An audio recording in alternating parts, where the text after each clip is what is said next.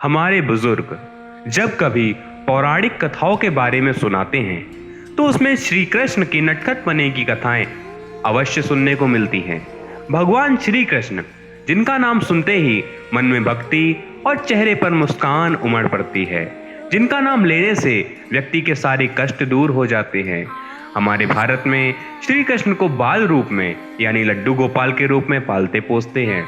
श्री कृष्ण के बारे में यूं तो हम सबने बहुत सी कथाएं सुन रखी हैं, लेकिन क्या आप बता सकते हैं कि आखिर श्री कृष्ण गोपियों के वस्त्र क्यों चुराया करते थे? हेलो दोस्तों, स्वागत है आपका अपने चैनल हेरोइक टेल में। आज के इस वीडियो में हम आपको भगवान श्री कृष्ण से जुड़े 5 ऐसे रहस्य बताने जा रहे हैं जिनके बारे में यकीनन आप नहीं जानते होंगे। इसलिए वीडियो को अंत तक जरूर देखें और आगे बढ़ने से पहले चैनल को सब्सक्राइब करके हमारे परिवार का हिस्सा अवश्य बने। पद्म पुराण के अनुसार एक शाम गोपियां निर्वस्त्र होकर गंगा में स्नान करने गईं, तो श्री कृष्ण ने चुपके से उनके वस्त्र उठा लिए। जिसके बाद गोपियां नहाने के बाद अपने वस्त्र ढूंढने के लिए इधर उधर देखने लगीं और तभी उन्होंने देखा कि श्री कृष्ण एक पेड़ की आड़ में छुपे बैठे हैं। गोपियों ने कई बार उनसे अपने वस्त्र लौटाने के लिए विनती की, जिसके जवाब में श्री कृष्ण ने कहा कि तुम्हारे वस्त्र इसी पेड़ पर हैं, बाहर आओ और ले जाओ। लेकिन गोपियां तो निर्वस्त्र थीं, वो भला कान्हा के सामने कैसे आ सकती थीं? तभी कृष्ण ने उन्हें समझाया कि अगर तुम्हें लगता है कि तुम निर्वस्त्र होकर नहाने के लिए नदी में प्रवेश करती हो और तुम्हें कोई नहीं देखता, तो ये तुम्हारा भ्रम है। हमारे शास्त्रों में लिखा है कि अगर हम वस्त्र पहनकर नहाते हैं तो उससे टपकने वाला जल हमारे पितृ प्राप्त करते हैं और उस जल में वरुण देव का वास होता है। इसीलिए गोपियों को सीख देने के इरादे से उन्होंने उनके वस्त्र चुरा लिए थे। ये रहस्य सुनकर आपको हैरानी होगी कि द्वापर युग में श्री कृष्ण का एक बहरूपिया भी था जो कारूस देश का राजा था और उसका नाम पौंडक वासुदेव था। उसने लोगों के मन में यह भ्रम डाला हुआ था कि असली वासुदेव वह है जो पाप का नाश करने के लिए इस धरती पर आया है। उसने अपने दूत से कहकर श्री कृष्ण को अपमानित शब्द कहलवाए और युद्ध करने के लिए श्री कृष्ण को ललकारा। श्री कृष्ण भी अपनी सेना के साथ युद्ध करने पहुंचे और पौंडक को समझाने का प्रयत्न किया, लेकिन पौंडक के सर पर तो भूत सवार था। उसने श्री कृष्ण को कई तरह से अपमानित शब्द कहा और शब्द कहकर श्री कृष्ण को क्रोध दिला दिया और उसके बार बार उनका सुदर्शन चक्र मांगता रहा। अंत में श्री कृष्ण ने उससे कहा कि लो, मैं तुम्हें अपना सुदर्शन चक्र देता हूँ। ऐसा सुनकर पंडरक उंगली खड़ी करके सुदर्शन चक्र को आते हुए देखने लगा और जैसे ही चक्र उसके शरीर से स्पर्श किया उसका आकार बढ़ता चला गया और देखते ही देखते वह बहरूपिया उसमें समा गया। श्री कृष्ण का सुदर्शन चक्र तो पूरे विश्व में प्रसिद्ध है, लेकिन क्या आप जानते हैं कि एक बार सुदर्शन चक्र को भी खुद पर अभिमान हो गया था और उसे लगने लगा था कि भगवान श्री कृष्ण उसके बिना दुष्टों का संहार नहीं कर सकते।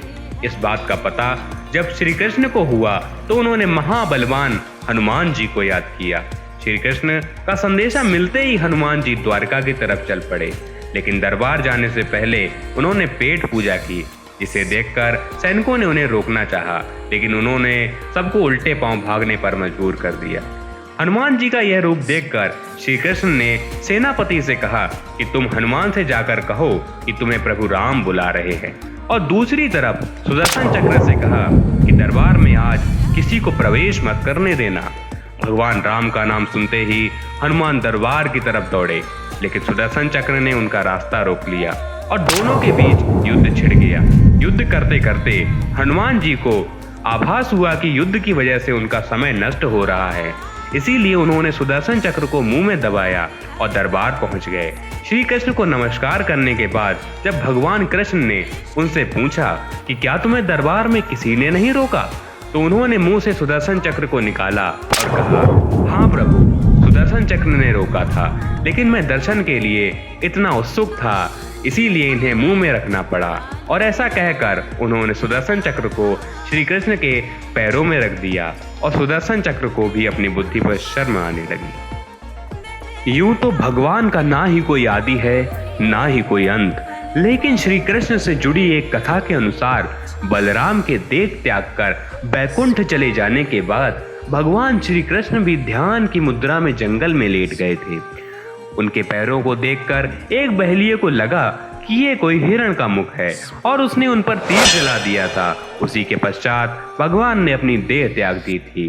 कहते हैं कि जब उनका अंतिम संस्कार किया गया तो उनका पूरा शरीर जलकर नष्ट हो गया था, लेकिन उनका दिल यूं ही जलता रहा था और फिर पांडवों ने उसे जल में प्रवाहित कर दिया था, जिसके बाद ये हिस्सा राजा इंद्रियम को प्राप्त हुआ, जिन्होंने भगवान जगन्नाथ की मूर्ति में उसे स्थापित किया। आपने बहुत सी जगह ये सुना होगा कि श्री कृष्ण की 16,000 रानियां थीं, जबकि ऐसा नहीं था।